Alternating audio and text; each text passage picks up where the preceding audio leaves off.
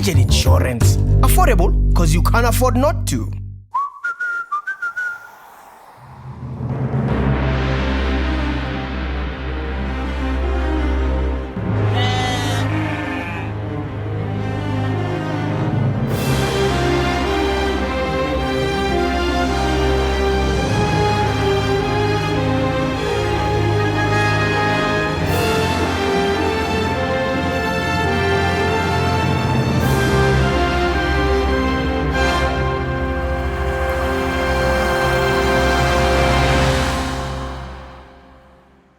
Hello and welcome to the Cars.co.za Big Bakkie Bonanza.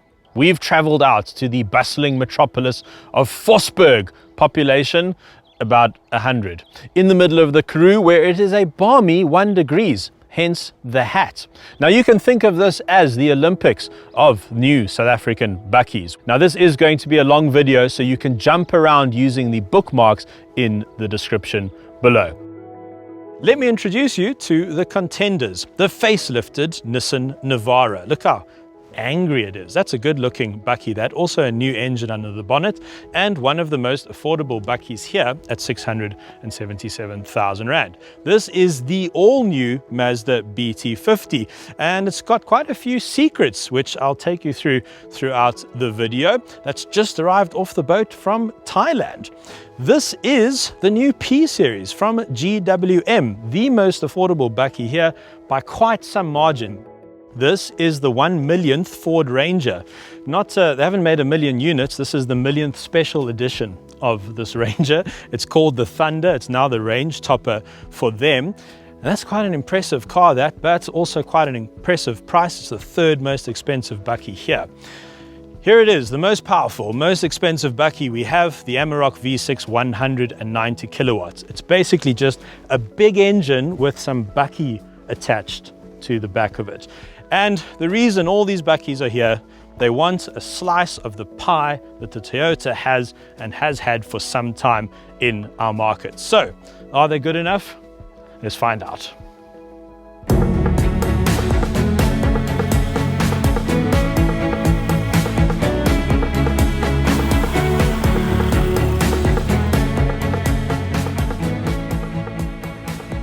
Let's take a look at the latest pricing and what that buys you in terms of engine power.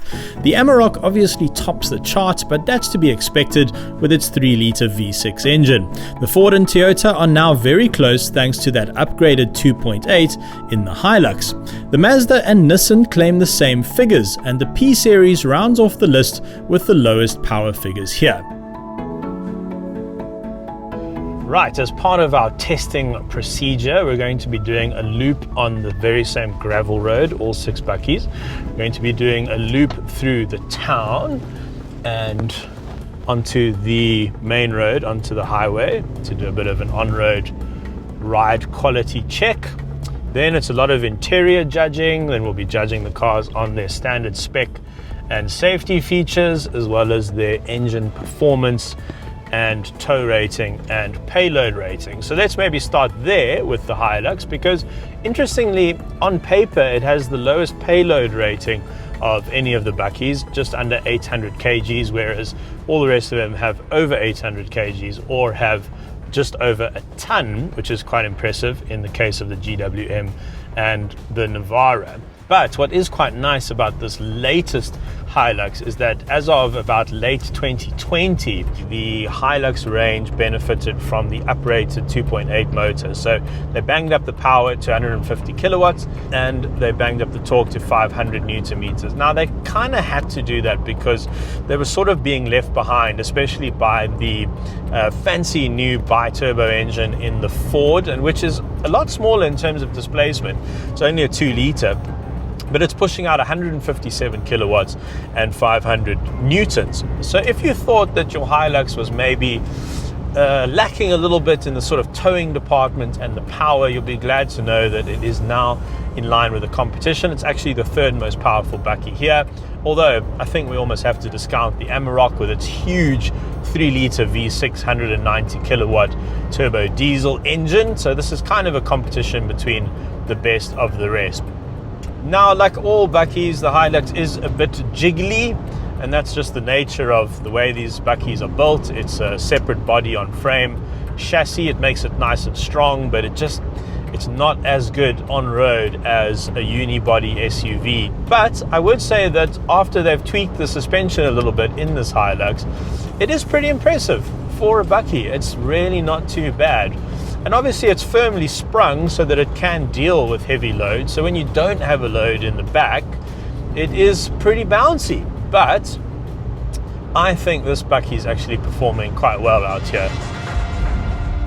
The Hilux, the most cramped interior of any Bakkie. I don't know what it is about this Bakkie. It's not noticeably smaller from the outside, but when you get in, you just immediately feel like there's less space in here compared to any of the other Bakkies. But that doesn't really seem to bother anyone because this is the market leader by quite a margin at the moment. And while I don't think the materials are, say, of a higher quality than those in the Mazda, it's just a bit more of an interesting arrangement. It's a bit more interesting to look at, a bit more dynamic. They've upgraded the infotainment system as well, so it also has Android Auto, Apple CarPlay, and Sat Nav. But some elements of this cabin just seem so modern, and some of them just seem so old school. I mean, you've still got this old digital clock up here. The climate control little screen is also quite ancient. There's some fairly naff stuff, like this little USB cover over here, which doesn't really stay in place. I think that could have been better. This is this old school kind of clunk, clunk, clunk, automatic gearbox selector as well. It's all a little bit higgledy-piggledy, and it kind of feels like what they've done over the years is just keep upgrading and sort of keep updating and evolving the cabin. It's not terrible, it does work, but it does feel like some things are a bit of an afterthought. The JBL sound system is very nice, but look at how the speakers sort of stick out at the top of the dash. They have added some good safety tech though. You've got radar guided cruise control in here and lane keep assist, but you still get this very old school little cruise control stocky sticking out the side there of your Hilux steering wheel. It's all a little bit strange. These seats are pretty comfy, not the most comfortable here, I don't think. I think that prize would probably go to the GWM or maybe the Ranger, but at least these are electric. Mazda. Connectivity is not great, one USB port up front and not one at the back for your passengers, but there is a 220 volt outlet.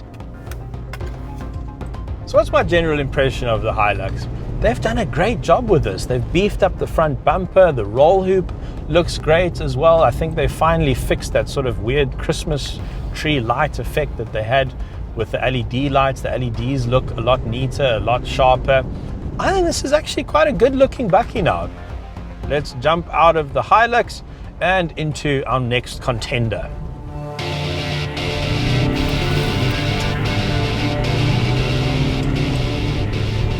Right, onto the facelifted Nissan Navara.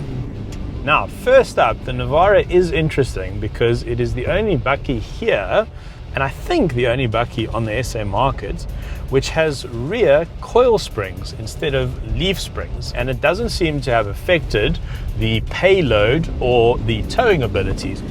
And what this coil spring innovation translates into is, in my opinion, quite possibly the best handling Bakkie here. And I mean, not handling in terms of you can fly around corners. I mean, it's not a sports car, but the way it rides, the way it sort of glides over bumpy roads and doesn't jiggle as much as the other Bakkies do is really, really impressive. Now, under the bonnet, there is a new 2.5 litre engine, but it's a single turbo, and the previous engine was a 2.3 bi-turbo, which has now disappeared.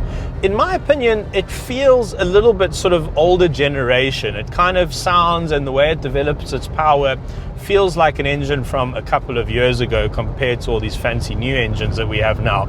But you know, that's not necessarily a bad thing, because old generally means that the technology is sort of tried and trusted, and that is what you want from a Bakkie. In terms of power and torque, it's about tie with the Mazda. So fourth most powerful Bakkie here with 140 kilowatts and 450 newtons, which is enough. I mean, that's fine. You know, 10 kilowatts behind the Hilux And just in terms of the way it's riding, oh my word, it is so much better than the Toyota or the Mazda or the GWM. I think this might take our best ride and handling award for this Big Bakkie shootout. Now, this is the facelift Navara, which has received an extensive new treatment up front, and I think this could be the best looking Bakkie here. Actually, I think they've done a great job with the exterior. However, I think they missed an opportunity to update the interior. It is carried over from the pre-facelift version, and I don't think there's anything wrong with it. It looks a bit old-fashioned, but it doesn't wow you. You don't get in here and think, ooh, this is nice. And you get that feeling in a couple of the other Bakkies. The infotainment system also feels a little bit old, but also being updated now for Android Auto and Apple CarPlay. I think that's a full sweep. I think every Bakkie here now has that technology, which is pretty cool. A couple of the design elements bother me. I mean, this silver matches this silver, but this silver doesn't match this silver, and that doesn't match this silver. None of these silvers match this silver. It's just different paint jobs going on all over the place here. Dual zone climate control, that's a nice touch over, say, the Hilux, for instance. Automatic wipers, automatic lights are quite nice. Electric seats, those are good. And I do like what they've done with the seat design. This does look pretty good with this hexagon stitching effect here.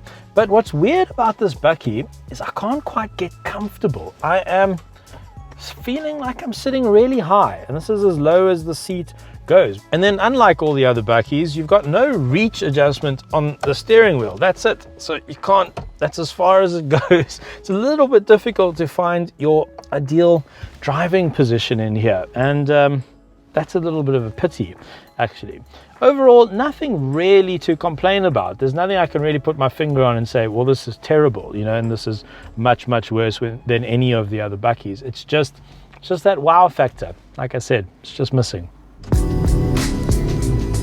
Now, Nissan have gone to great lengths to update this Navara. It wasn't selling particularly well, unfortunately, and so they've developed it for our market. They've really gone to great lengths to make it look better.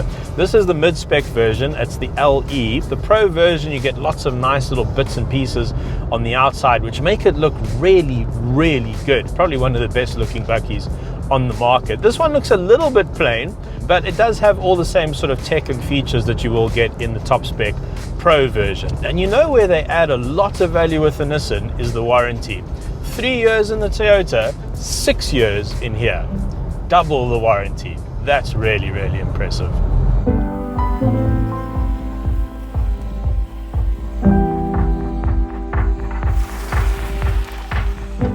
So, the Ranger Thunder. This is now the top spec Ranger that you can get. Under the bonnet, one of the smallest engines here in terms of displacement. There's only one other 2 litre. It's the GWM. This is a bi-turbo 2 litre, and it is working pretty hard because this is the second most powerful Bakkie here. With 157 kilowatts and 500 newtons, it just trumps the Toyota by 7 kilowatts and has the same torque figure, but quite a capable Bakkie this. Although you just know that Ford's really going after the sort of lifestyle Bakkie owners here. I mean, obviously I've got full low range and all the rest of it, but this is a fancy Bakkie. This has got all the bells and whistles to make driving your Bakkie every day as comfortable as possible. And comfort is where this Ranger really stands out. So I was banging on in the Navara about how good their innovative suspension system is, but it's a bit awkward because I think this rides a bit better and it doesn't have any sort of special suspension system. Yeah, this is really, really good out here on our test loop. I mean, it's quite a jittery road, this, and the other Bakkies are jiggling around quite badly, and this is just really composed, really comfortable. Probably the most SUV-like of the experiences that I've had today. I mean, that's the thing about the Ranger, right? They've engineered it, they've geared it to challenge the Hilux for top spots in the sales in this country, and they've done really well. They've overtaken the Hilux a couple of times, but overall as a package, this is just a really nice product. Now, I think it's worth addressing that I have heard a lot of stories about Ford reliability issues. I can't really chat about longevity and reliability here. I only get to keep the cars for a few days. So we can only really compare product to product. And product to product, this is a top Bakkie. It really is. I just can't really find faults with this Ford. There's nothing in here that bothers me. I like the exterior styling. I like the quality of the materials. I like the design. I got nothing to complain about. I really don't. Sitting inside the new Ranger Thunder. Thunder, can you feel the thunder? Anyway, you do feel like this is their range-topping vehicle. It's a lovely place to be. There's fantastic quality of materials all over the place. Nice stitching up here. The seats are very comfy. Even leather on the gear sock, you know? Whereas some of the other cars just have that sort of skinny gear knob vibe going on, which looks a bit naff. This looks very, very good. Up on the steering wheel, there are a myriad of buttons. This is probably the most buttons I've ever seen on a steering wheel, actually. Controls your digital displays in front of you, which are all quite useful, and then some of them control the Sync 3 system. This system has been updated to include Android Auto and Apple CarPlay, and of course it has the other functionality you might expect, such as Bluetooth. Below that is your climate control. This is one of the only Bakkies here with dual zone climate, which is great. So you don't have to argue about the cabin temperature with your passenger. Down there, 2 USB ports. Here's all your 4x4 controls, 2 drinks holders over there. And then what's quite nice about this bin is it has a closable air vent. So if you've got the cool air or the hot air going through the cabin, it also goes straight into that bin and cools your drinks down. That's quite a nice touch. In terms of safety, there's a full suite of features. You've got lane keep assist. It's one of the only Bakkies here with lane keep assist. You've got 7 airbags, ABS, EBD, and traction control and stability control as well. Let me show you the reverse camera. It's one of the better ones on these Bakkies, and you do get full front PDC and rear park distance control. These nice leather seats are electric. That comes as standard as well. And then back here, just behind me on this back of the center bin, there is a nice 220 volt outlet, like a proper house plug. But for some reason, it's got the British prongs, you know, the thin sort of rectangular ones, which is really weird because this Bakkie's made here in Pretoria. So I don't know how they ended up with that. Now, where Ford adds a bit of value as well over the VW and the Toyota in particular is in the warranty. You get an extra year in the Ford. It's a 4-year warranty. Now, it's not as good as the Nissan where you get 6 or the GWM where you get 5, but there is an extra bit of coverage there for you. And so, even though it's the 3rd most expensive Bakkie here, I am massively impressed with this Ford Ranger Thunder. In this table, you'll see the approach, breakover, and departure angles of each vehicle, as well as claimed ground clearance. Be aware though, some manufacturers measure ground clearance differently, but most measure to the height of the rear diff. The Hilux takes first prize for ground clearance, while the rest are fairly similar. The Navara ranks first for approach angle and departure angle, while the Hilux takes the top spot for breakover angle. We'll leave the table on the screen for a moment for you to digest the figures.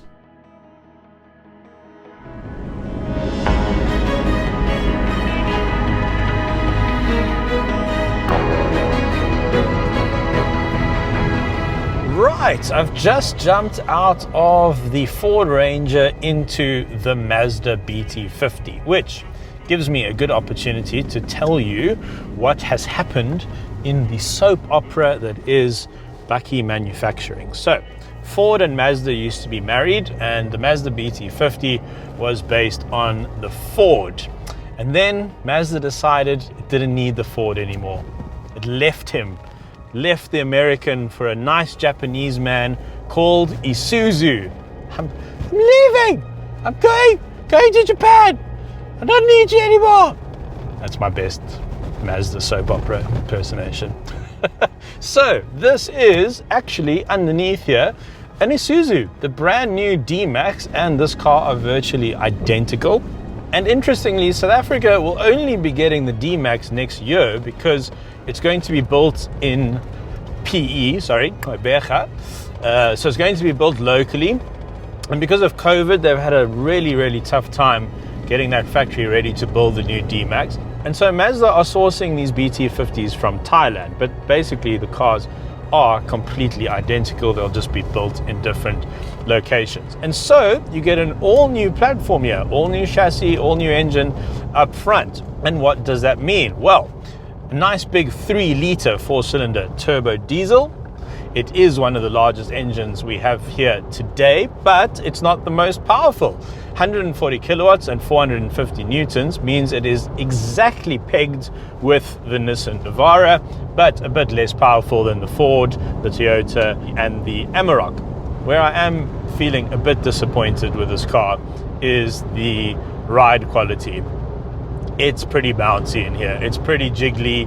You can actually probably hear it coming through my voice. I mean, what I will give it credit for is the cabin is really nicely insulated. It's nice and quiet in here. Not too much road noise, actually pretty much no road noise. A little bit of wind noise, but that's to be expected. 6-speed automatic in here, full 4x4 with low range. Now that's a nice engine. Relatively quiet. Pretty impressed with that. And our consumption average, not too bad, 10.2 to the 100. That's pretty much in line with all the other cars. You join me in the cabin of the Mazda, and you can tell it's the Mazda because it's the only car here with cloth seats. Come on, 794,000 Rand for this, and you have to pay extra for leather? I mean, there are a couple of nice touches. There's dual zone climate control. The touchscreen infotainment system works fine, nothing wrong with that. You've got auto headlights and auto lamps, but I think everything except the Amarok has that anyway, so that's not really a standout feature, is it? And this interior is just not doing it for me. I can't exactly pinpoint why. It doesn't necessarily, church bell, doesn't necessarily feel cheap. It doesn't necessarily look outdated. It doesn't quite come together in the way that I was hoping for it to do. I'm not sure it's as modern as it could have been. And it does feel quite old-fashioned in some places that are important. You know, in the GWM, you've got a full digital screen. Here you've got old, very simple analog dials with a tiny little LCD screen in the middle, which all your information is crammed onto. You've got cruise control, but it's not radar guided. You don't have anything like lane keep assist. It's 794,000 Rand, and you still get this seat. Yeah. Where I think the Mazda is struggling for value, in my opinion, is in two areas. One is the warranty. You only get 3 years. It is unlimited kilometers, but it is 3 years. So as short as the Toyota and the VW. But, I mean, there's a couple of really glaring issues here. Well, let me go back a step. This car costs just under 800,000 Rand. It's the fourth most expensive car here. So this is the big engine, the full 4x4 system, all the bells and whistles that you get as standard, but you're still going to need to pay extra for leather, and you're still going to need to pay extra for a tow bar, about an extra 10,000 Rand. I kind of feel like they could have thrown in a tow bar for 800 grand. I don't know, just me? Is that just me? It's a really jiggly Bakkie, this. I've coined that term jiggly to describe Bakkie handling. It's my word. You can use it, it's fine, but it's mine. Just know that it came from me if you use it to tell your friends. Overall impression though, it's okay. I don't really know what else to say. I actually didn't finish that soap opera story because VW and Ford got married after Ford split from Mazda. Now the next Amarok is going to be based on the Ford. See what happens. It's just everyone's just swapping partners. It's just messy. It's just messy. Okay, let's leave that analogy there. For an outright acceleration test, we performed a massive 6-bakkie quarter-mile drag race. If you haven't seen that video, it's pretty epic, and you'll find the link in the description below. The Amarok was always going to take victory here, so it was a competition of the best of the rest. The new Mazda BT-50 with its brand new Isuzu drivetrain was a revelation. It was particularly quick, even though it claimed the same power and torque figures as the Navara, which came last. The P-Series was surprisingly quick given its significant power deficit, and the Ranger and Hilux were so closely matched that on one of the runs we couldn't even tell them apart. We also performed 0 to 100 to 0 testing, and we'll be releasing those tests in a separate video, so subscribe so you don't miss that one. Right, welcome to VW Amarok, the most expensive bakkie in our Big Bakkie Bonanza. This is not even the top spec 3-litre V6 190 kilowatt Amarok. This is the Highline. You still get the extreme spec above it. And I mean, what are we getting here? What is this Amarok? What is this offering? Well, let me take you through it. This is the last hurrah for the Amarok. After this, it's going to be a Ford Ranger underneath. This is the last VW developed Amarok we'll ever have, really. And it's also the first VW Amarok that we've ever had on the market, because this has been on the market since 2010. It's 11 years old, an 11-year-old platform. And in that sense, it's pretty impressive that it still feels modern. I mean, I'm out on our road test loop here, and this feels really good. I'm very impressed with the ride quality. And then, of course, there's this car's party piece, the incredibly powerful 3-litre V6 underneath the bonnet. Now, they've cranked up the power to 190 kilowatts. This is a frighteningly quick bakkie. 0 to 100 in 7.6 seconds. I mean, that would bother... I think that might be faster than the Polo GTI, actually, now that I think about it. But how's this? It doesn't have the best tow rating here. All this power, and it'll only tow 3.3 tons. Well, only, but still, that's 200 kg shy of all the other bakkies. It also doesn't have the best payload capacity. I think the profit margin on Amaroks must be pretty good these days. I think VW is just funding its whole EV program using the profits from this one vehicle, because as I mentioned, this is a 11-year-old platform. All the bits and pieces in here are from a Polo pretty much, or a Golf.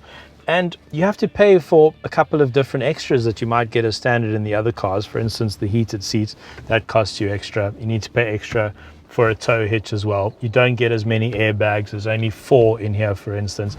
You get this tiny screen, and if you want sat nav, you have to pay more for that. So it's the most expensive bakkie, and it's the most poorly spec'd. I mean, even down to that, a key. All the other cars are keyless entry and push button start. I mean, it's, you know, what is this? The 90s or something. And that's a Polo key as well. You don't even get a special key. The seats are manual. I mean, it's got that old City Golf knob here to adjust your backrest. And if you look at some of the tech, I mean, they've upgraded the infotainment system now to give you Android Auto and Apple CarPlay. But put it into reverse, and you get this really poor camera that looks like they stole it from my old BlackBerry that I had when I was in my 20s. And you go into the P-Series and you get a full 360-degree camera system, and it is pretty much HD. And I should say that the P-Series is the only bakkie here with a 360-degree camera system. But wow, jumping out of the P-Series into this, it feels like I've traveled back in time, and not in a good way. In terms of your backup here, also not great value. One of the worst warranties here, if not the worst actually, 3-year, 100,000. There is an optional 5-year, but you're gonna have to pay extra for that. In my opinion, this is and has always been one of the better bakkies to live with on a day-to-day basis. Aside from its physical size, which makes it a little bit unwieldy, a little bit cumbersome in city driving, it's a very sort of SUV-like experience. They did get that quite right. And even 11 years on, having driven everything else that we have here today, this is still one of the best on-road experiences that you could buy. South Africans often take road trips in their bakkies, and so overtaking ability is important. We took each bakkie to 120 kilometers an hour and put our foot flat to see how quickly they could pull to 140 kilometers an hour to simulate overtaking the car in front of you.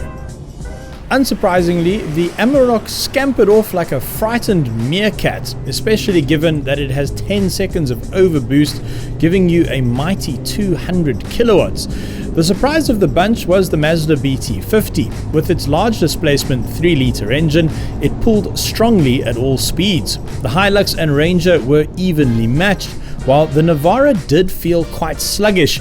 In fact, it didn't feel much faster than the P-Series, which was significantly down on power. So, my final bakkie, the GWM P-Series. This is, by some margin, the most affordable bakkie here.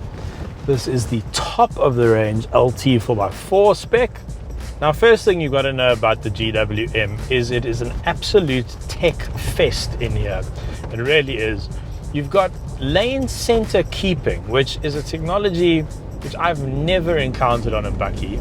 It's only really available in much more expensive cars, and it literally steers the car between the lanes while you're driving on the highway, city roads, etc. As long as the car can see 2 lanes, it will steer for you. Let's see how it behaves here around this corner. There we go. Look at that.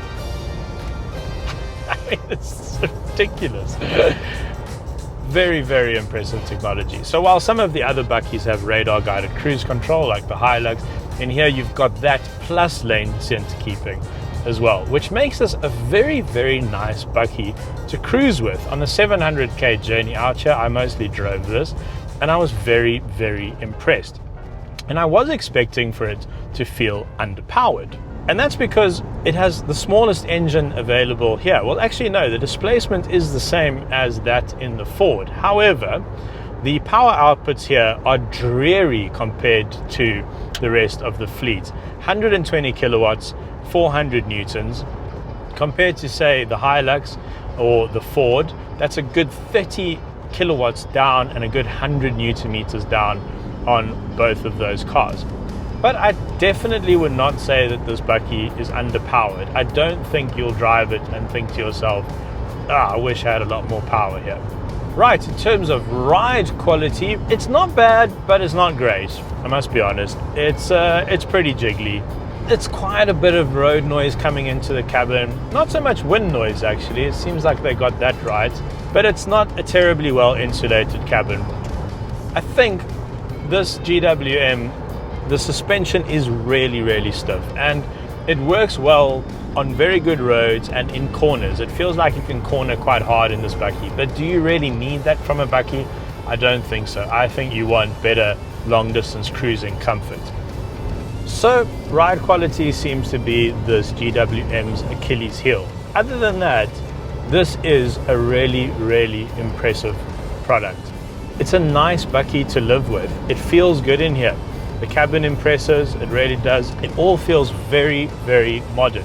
It also feels well put together. No rattles or squeaks to speak of, and this is quite a bumpy road. I would have thought I'd get some rattles or squeaks if they were going to appear. But there's just so many nice touches. This quilted leather on the doors, the seats are really comfortable, everything's electric, as opposed to some of the manual seats that we have out here today.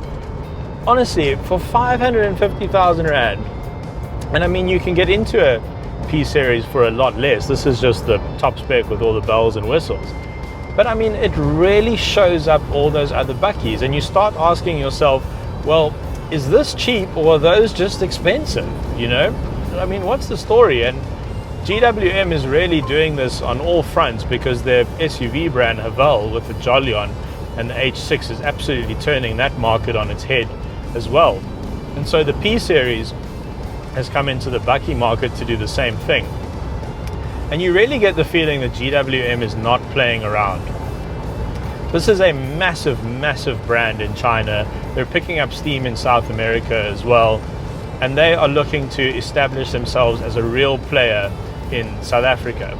In terms of warranty and service plan, they've put their money where their mouth is as well. One of the better warranties that we have here today, 5-year 100,000 warranty and a 5-year 100,000 service plan. And I think if you buy from some dealers, I think Thorpe, they'll throw on an extra 2 years as well for free. Yeah, this is definitely the second worst ride quality after the Mazda, unfortunately. Oh, GWM, you are so close to the perfect Bakkie, in my opinion.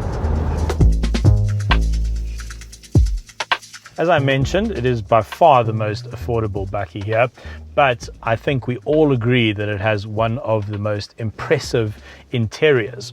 Now, it's not just the quality of the materials, it's also the design for me. It just looks very modern, you know, it's the most interesting interior by far, and it is very feature rich, down to, for instance, the wireless charging pad.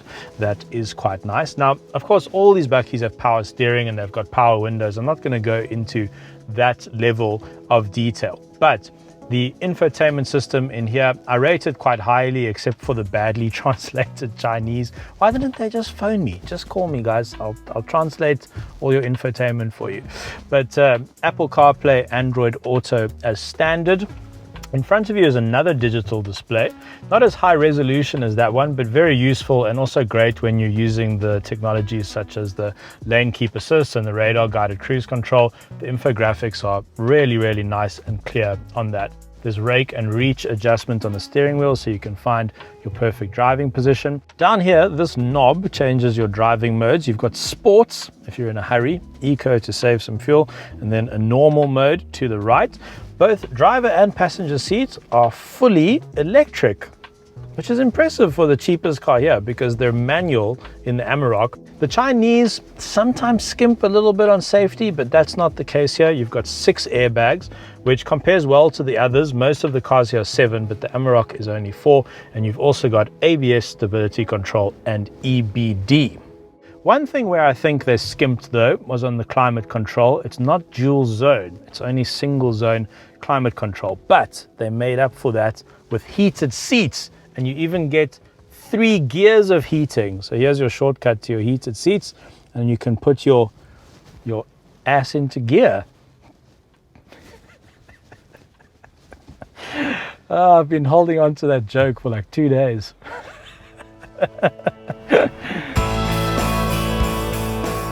With a price spread of over 380,000 Rand between the P-Series and the Amarok, it's difficult to make direct comparisons between these 6 Bakkies.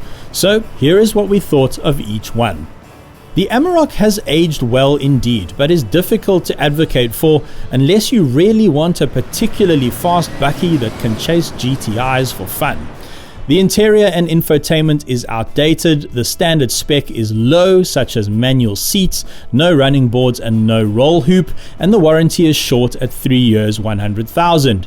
But it is hilariously good fun to drive and still very good on road, providing close to an SUV-like ride comfort. The Hilux remains SA's top seller and has even perhaps become a status symbol. While the warranty is short at 3 years 90,000, it has earned its reputation for reliability and after-sales service satisfaction, reflected in our Cars Awards consumer survey data. It's a Bakkie that has evolved and steadily improved over time, and the new engine has made a noticeable difference. It is, however, the second most expensive Bakkie here, and it's perhaps worth considering Hilux variants further down the model range, which offer a similar experience for less money. The Ranger has aged impressively well. It offers the best on-road comforts, one of the best spec'd and most comfortable interiors, good looks, a generous helping of exterior trim to beef up the looks, and strong pulling power from its new generation engine. Warranty value is up on the Volkswagen and Toyota at 4 years 120,000, with a longer service plan at 6 years. For us, if you're dailying your Bakkie, this is the best one to live with. The Mazda was a very interesting newcomer to the market. The Isuzu D-Max, on which it is based, should arrive next year, and this preview bodes well for that Bakkie. The engine performance was astounding, and impressively it was the most efficient Bakkie over our testing days. But at nearly 800,000 Rand, the Mazda is missing some elements that would give it real showroom appeal. It was the only Bakkie here without leather seats, and niceties like a roll hoop would have added exterior appeal too. It generally impressed our journalists, but the on-road ride quality lets it down. It is very firm over all road surfaces, but is surprisingly good on gravel. The Navara facelift is a curious mix of old and new. The new looks are great, and unfortunately Nissan didn't have a Pro version in the media fleet at the time of filming, and we think that spec looks fantastic. They have reverted back to the older single-turbo diesel engine, moving away from the twin-turbo 2.3 litre which was on offer. This should result in greater longevity, reliability and ease of finding parts, but the engine did feel the most sluggish of the bunch.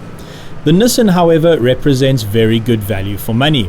It feels particularly well built, it has a strong badge on the nose, and it has the best warranty here at 6 years 150,000 kilometers. At this price point, it punches above its weight, and the top spec Pro version is still significantly cheaper than the top spec Hilux and Ranger we had here. And finally, the GWM P-Series, a stunning new entry into this ultra-competitive market. Its price point is staggering, a full 123,000 Rand cheaper than the Navara and 328,000 Rand cheaper than the Hilux. And it is by far the best spec'd Bakkie here and arguably offers the most luxurious interior. It was a bit thirsty on the trip, but it offers tech which you wouldn't even find in a top-spec Range Rover, and on the open road, the lane center keeping and radar-guided cruise control made the long trip a breeze. GWM is also offering the second best warranty here at 5 years 100,000. While the P-Series is a newcomer, GWM has been selling Bakkies in our market for 14 years now, and given the success of their Haval brand, they don't seem to be going anywhere.